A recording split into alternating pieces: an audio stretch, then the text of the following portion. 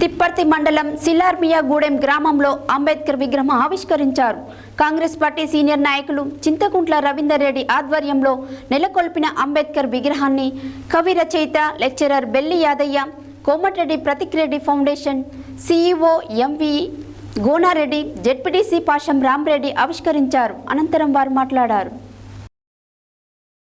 భారతరత్న, భారత రాజ్యాంగ నిర్మాత డాక్టర్ బాబాసాహెబ్ అంబేద్కర్ జయంతి సందర్భంగా తిప్పర్తి మండలం సిలార్మియాగూడెం గ్రామంలో అంబేద్కర్ విగ్రహం ఆవిష్కరించారు. కాంగ్రెస్ పార్టీ సీనియర్ నాయకులు చింతకుంట్ల రవీందర్ రెడ్డి ఆధ్వర్యంలో నెలకొల్పిన అంబేద్కర్ విగ్రహాన్ని కవి, రచయిత lecturer Belli Yadaiah, Komatireddy Prathikreddy foundation CEO MV Gonareddy, ZPTC Pasham Ramareddy ఆవిష్కరించారు. అనంతరం ప్రజాస్వామ్య పరిరక్షణ సేవా సమితి అధ్యక్షుడు పాషం నరేష్ రెడ్డి ఆధ్వర్యంలో రాజ్యాంగ ప్రతుల పంపిణీ చేశారు.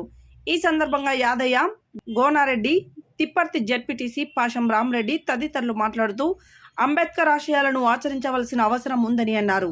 రాజ్యాంగ నిర్మాతగానే కాకుండా ఆర్థికవేత్తగా, సామాజికవేత్తగా దేశానికి ముఖ్యంగా బడుగు బలహీన పేద వర్గాలకు విద్యను అందించే విధంగా కృషి చేశారని అన్నారు.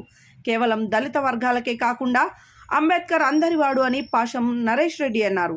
ప్రస్తుత కాలంలో భారత రాజ్యాంగ విలువలను అందరికీ తెలియజేసి రాజ్యాంగాన్ని కాపాడుకోవాల్సిన అవసరం ఉందని అన్నారు.